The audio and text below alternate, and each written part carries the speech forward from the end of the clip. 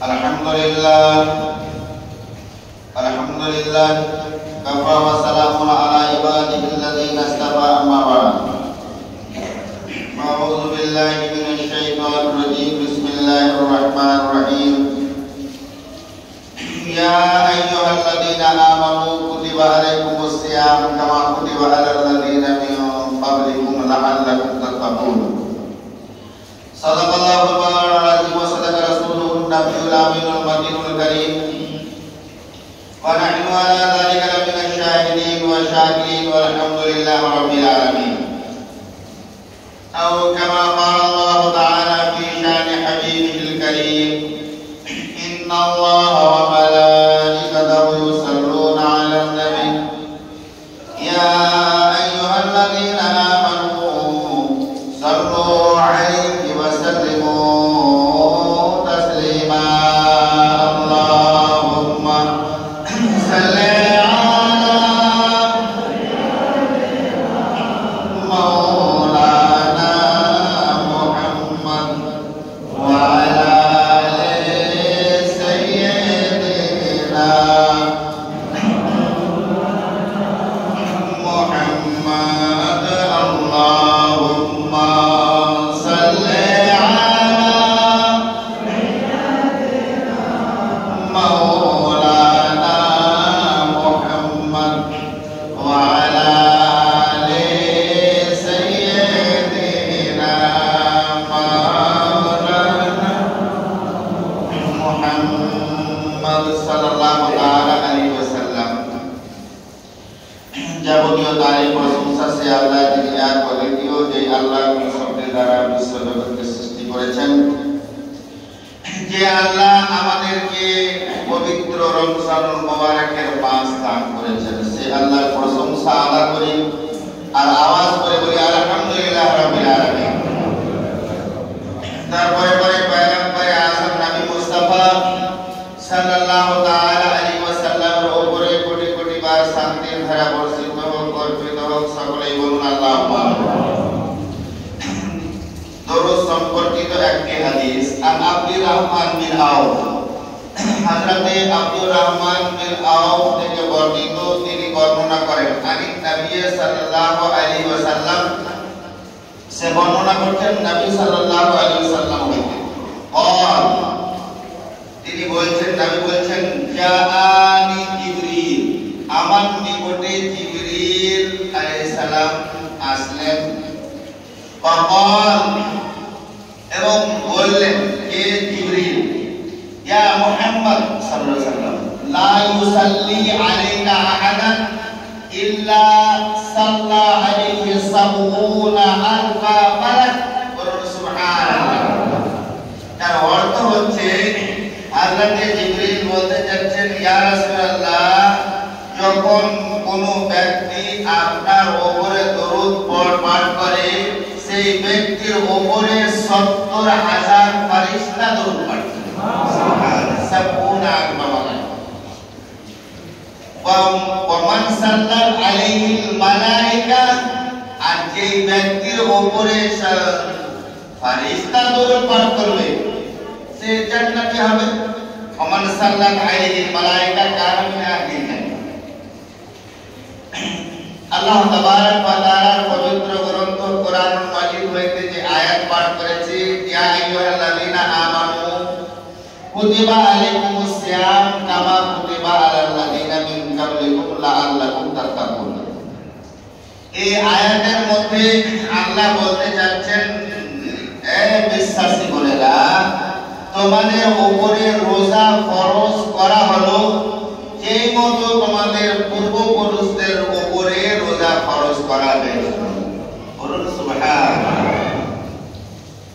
রোজা এটা একটা আল্লাহর ইবাদত এবং ৫টি স্তম্ভের মধ্যে একটি হচ্ছে রোজা। নবী সাল্লাল্লাহু আলাইহি ওয়াসাল্লাম ইরশাদ করেছেন, বুনিয়াল ইসলামু আলা খামসিন, শাহাদাতে আল্লা ইলাহা ইল্লাল্লাহ ওয়া আন্না মুহাম্মাদার রাসূলুল্লাহ ওয়া ইকামিস সালাত ওয়া ইতাইস যাকাত ওয়া সাওমে রমজান ওয়াল হজ। ইসলাম এর বুনিয়াদ রাখা হয়েছে পাঁচটি জিনিসের উপরে।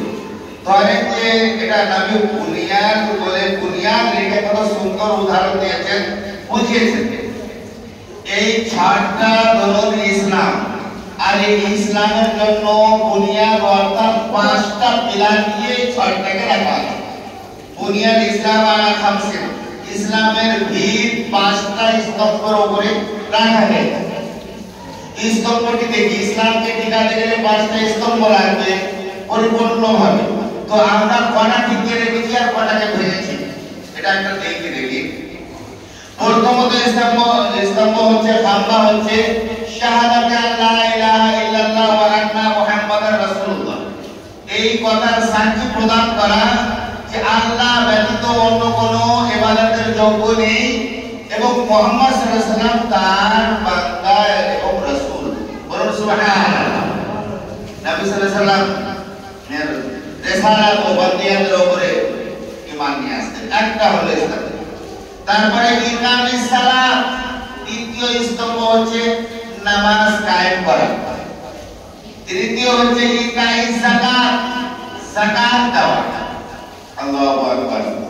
ইকামিস সালাতের পরে ইকাইস যাকাত, যাকাত দেওয়া। ওয়াল হজ ওয়া সাওমে রমজান, সাওমে রমজান, রমজান মাসে রোজা রাখা এবং হজ করা। তো এই পাঁচটার মধ্যে এই দিকের তিনটা, ইকামিস সালাত, ইকামিস সালাত, সাওমে রমজান আর গাওয়াই, এই তিনটা তো সবারই জন্য, দুটা কিন্তু সবার জন্য হচ্ছে না। মানে দুটা দরকার হচ্ছে না। মানে যাকাত কে দিবে? জানি বলে টাকা পয়সা আছে, অতটা টাকা যদি না থাকে যাকাতের উপযুক্ত, যাকাতটাও তার উপরে বাদ গেল। এবার হজ সবার জন্য ফরজ নয়, আর ফরজ যদি না থাকে তাহলে না করলে গুনাহগারও হবে না।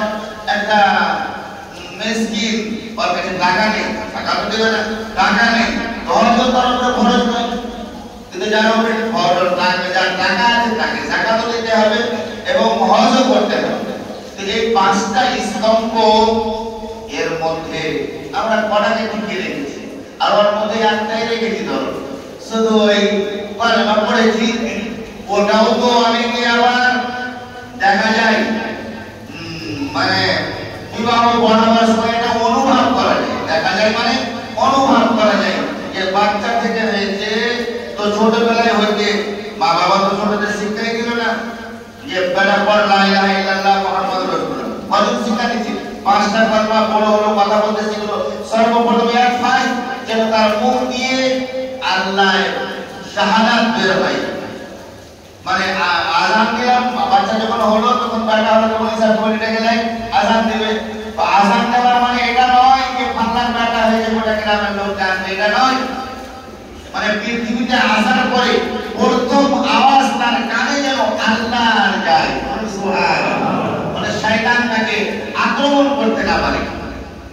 আযান দিল, আযান দেওয়ার পরে হাত থেকে ছোট থেকে তো মানে এই ইসলামের শিক্ষাই নেই, আর আগে যাওয়ার পরেও নেই। আর যখন বউ কিংবা ছেলে দেখতে গেলাম এই কথাও আমরা জিজ্ঞাসা করি না, বউটা নামাজ, মেয়েটা নামাজ পড়ে কি, এটা কামা শোনাও তো বাবা না। আগে দেখলাম বিবির কথা জিজ্ঞাসা করা হতো, 5000 বাড়তে পারে, যদি বেশি হাজার বাড়তে পারে এই মেয়েটাকে না হবে। এটা দেখিনি আমরা, খুব কম পার্সেন্টেজটা মিলিয়ে যদি কি মেয়েটা নামাজি আছে কিনা, তাহলে ওকে অ্যাকসেপ্ট করব না। ঠিক কটা কর্মা জানছি, নাহলে অ্যাকসেপ্ট করব না। এইগুলো তো নেই, কর্মা জানার, নামাজ জানার ব্যাপার নেই, তার দিনদারির ব্যাপারটা নেই, তার দুনিয়াদারি এবং সবের চাপটাই অগ্রাধিকার দিচ্ছেন। নবী যেই রাস্তা দেখিয়েছেন, একটা উদাহরণ মনে আসে, খুব সুন্দর উদাহরণ। একটা লোক বয়সে গেছে, কথাটা বোঝাবার জন্য মানে বুঝতে পারছেন টাকা লাগে। একটা লোক গেছে ডাক্তারের কাছে, বলছে ডাক্তার বাবু আমার চিকিৎসা করুন। কি হয়েছে? কি হয়েছে? বসো বসো বসো, খুব সুন্দর ভালো বলছো, বসো, আমি বলে দিয়েছি বসো, খুব সুন্দর করে দোয়া করো। তো কি হয়েছে? কিছু দূর যাচ্ছি, হাঁটছি, তো কোমরে ব্যথা করছে। ডাক্তার বলছে বুড়া হয়ে গেছে। আবার বলছে যে শ্বাসটা ফুলছে, একটু হাঁটতে গেলে শ্বাসটা ফুলছে, তুমি বুড়া হয়ে গেলে ডাক্তার বাবু বসার পরে যখন উঠছি তোমার মাথাটা চাকা নিয়ে উঠছে, তো বলছে বুড়া হয়ে গেছে তার জন্য। ডাক্তার বাবু কানে শুনতে কম পাচ্ছি, বুড়া হয়ে গেছে তার জন্য। চোখে দেখতেও কম পাচ্ছি, বুড়া হয়ে গেছে তার জন্য। এই বুড়া লোকটা রেগে গিয়ে ডাক্তারকে বলছে আপনি কিছু লেখাপড়া করেছেন না একটাই কথা যে বুড়া হয়ে গেছো? ডাক্তার বলছে বাবা তুমি বিনা দোষে আমার উপরে যে রাগলা, এই রাগার কারণটা হচ্ছে বুড়া হয়ে গেছে। বুঝতে পারছেন? মানে রাগে গেলাম না কেন, বুড়া হয়ে গেছে কারণ। এই যে যতগুলো সমস্যা আজবাজি জিন্দেগি, স্বামী স্ত্রীর জিন্দেগির মধ্যে অনেকটাই মানে সমস্যা যেগুলো আসছে, ওটার কারণটা অনেকটাকে আমি রিসার্চ করি আর ওটাকে আপনাদের সামনে শেয়ার করার চেষ্টা করি। চট করে মানে তারা থেকে নিয়ে এদিক থেকে ওই কাজে যুক্ত করে বেশি বলতে পারছি।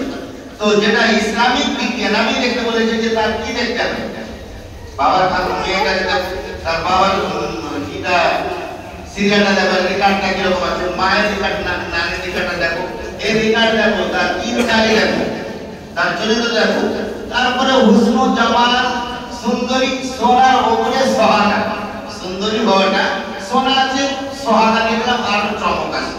কিন্তু ওই জিনিসটা না দেখে আমরা এই বিভ্রান্ত করতে আসি।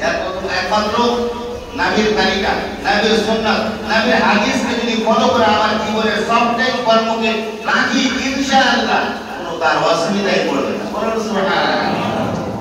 তো সাওম রোজা as-sawm li wa ana azizi bihi, এই হাদিসের ব্যাখ্যা দেব ইনশাআল্লাহ। একবার দরুদ শরীফ পাঠ করুন। আল্লাহুম্মা সাল্লি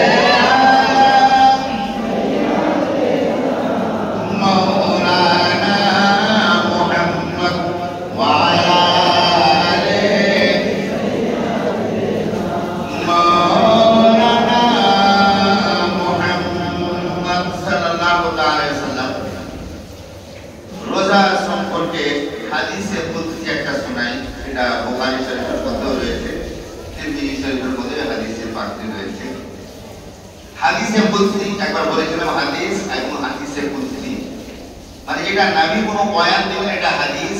আর নবী এমন বলেছেন যে আল্লাহ বলেছেন, এই কথা করে নবী যখন বলবেন ওই হাদিসটাই বলা হাদিসে কুদসি।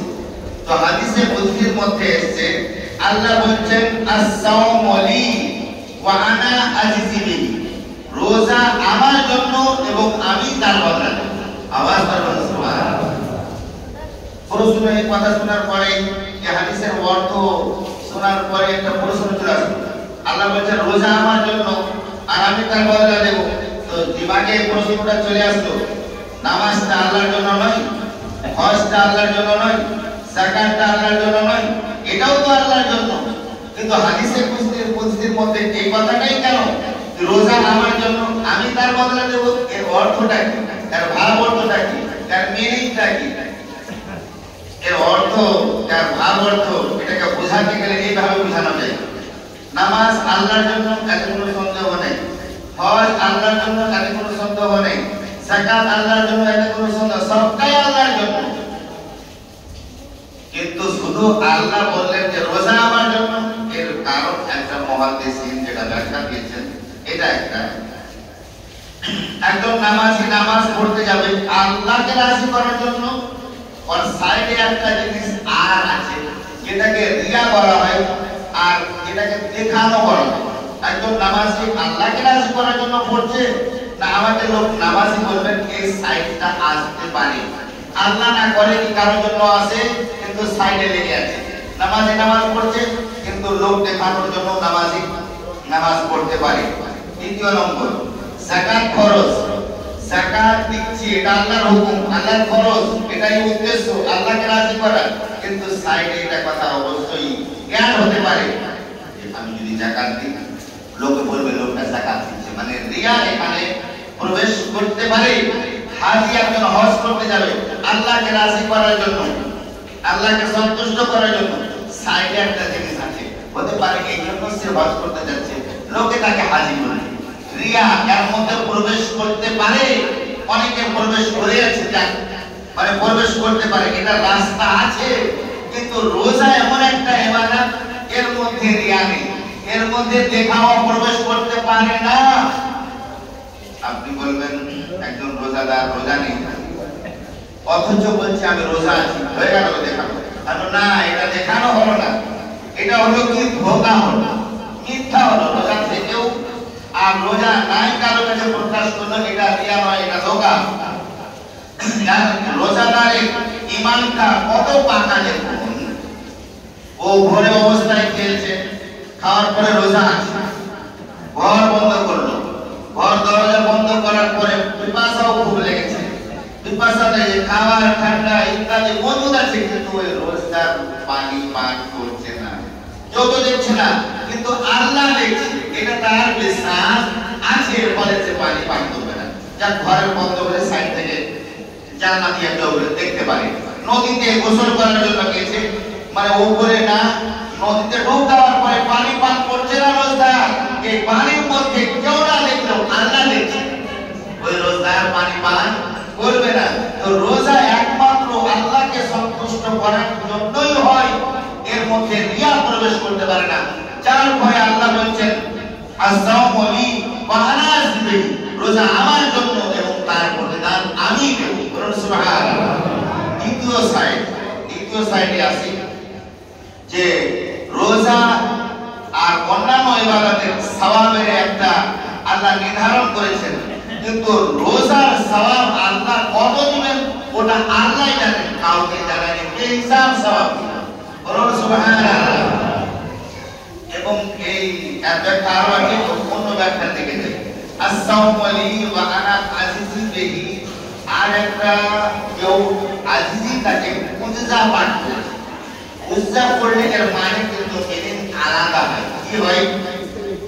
আল্লাহ বলতে চাচ্ছেন রোজা আমার জন্য এবং আমি তার বদলা, রোজা আমার জন্য এবং আমি তার বদলা। হয়তো বুঝতে পারলেন না, মানে আপনাদের অনুভব করতে যখন বুঝতে পারবেন তো একটা আওয়াজ করবেন সুবহানাল্লাহ আলহামদুলিল্লাহ, না হলে এটা আবার ব্যাখ্যা।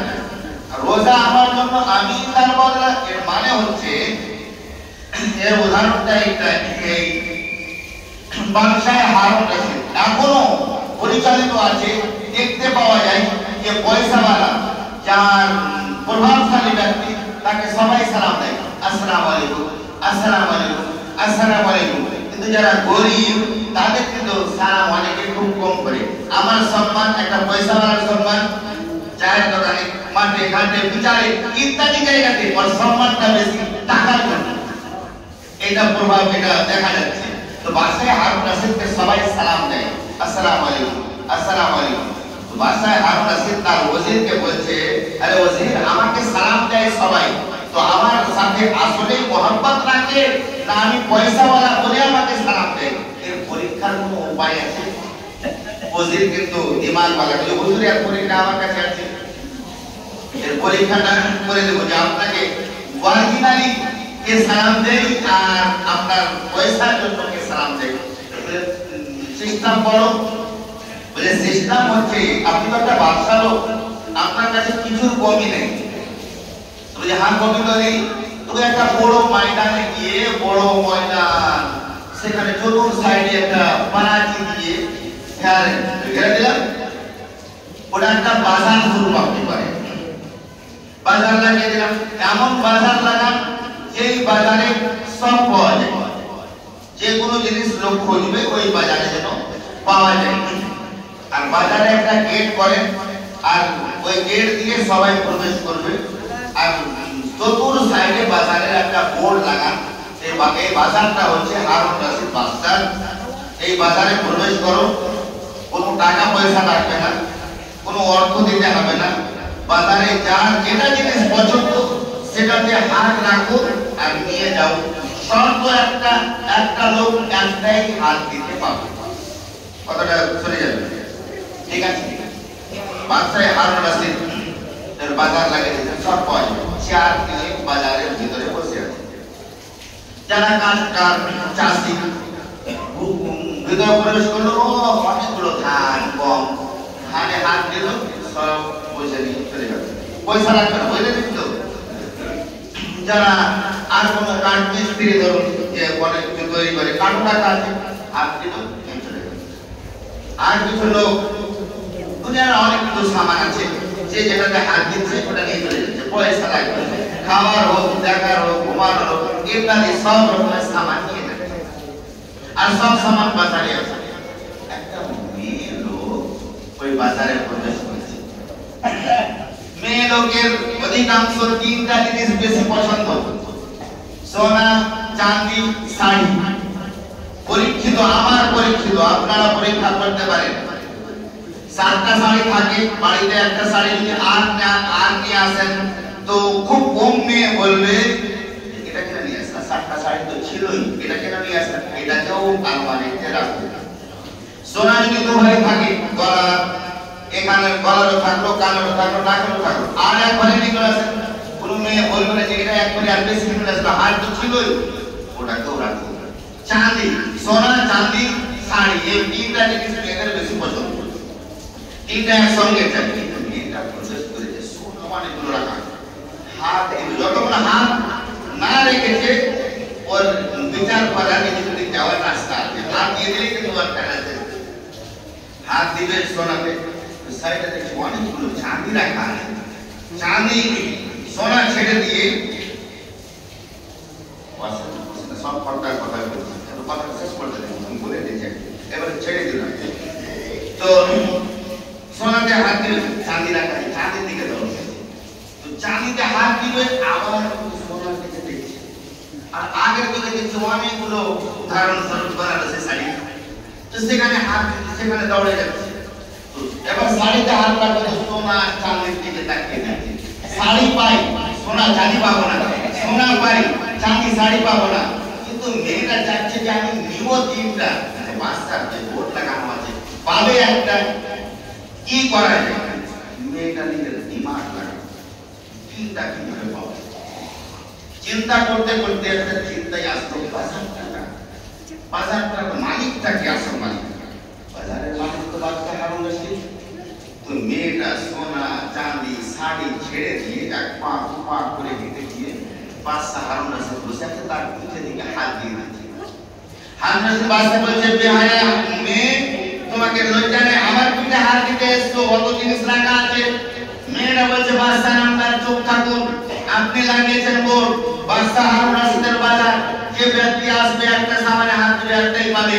আমি সোনার দিকে দৌড় দিলাম, চাঁদি শাড়ি ছুটছে, শাড়ির দিকে হাত বাড়লাম তো চাঁদি আর সোনা ছুটছে, আমি তিনটাই নিব। আপনার গায়ে হাত দিলাম, বাজারের মধ্যে আপনিও আছেন, আপনার গায়ে হাত দিলাম, আপনি আমার তো গোটা বাজার আমার, আপনি আমার তো গোটা বাজার আমার। আমি যদি সামানের দিকে দৌড় দিতাম একটাই পেতাম, আপনি আমার তো আমার সব।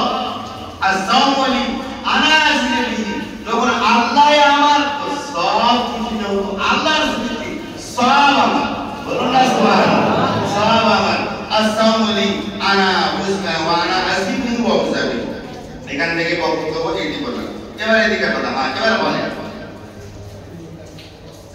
আচ্ছা, আইনুল কোট্টার বউ দান করেছে যে মসজিদে 500 টাকা, আর একজন